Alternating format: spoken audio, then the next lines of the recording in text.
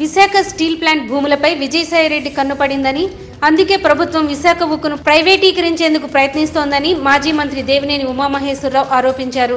విశాఖ ఉక్కు ప్రైవేటీకరణను వ్యతిరేకిస్తూ రెడ్డిగూడెంలో టీడీపీ చేపట్టిన నిరసనలో ఉమా పాల్గొన్నారు.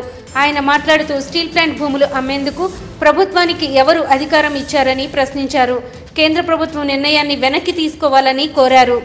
విశాఖ ఉక్కు విశాఖ ఉక్కు విశాఖ ఉక్కు విశాఖ ఉక్కు విశాఖ ఉక్కు కొనేది ఎవడ్రా? కొనేది ఎవడ్రా? అమ్మేది ఎవడ్రా? అమ్మేది ఎవడ్రా? కొనేది ఎవడ్రా? అమ్మేది ఎవడ్రా?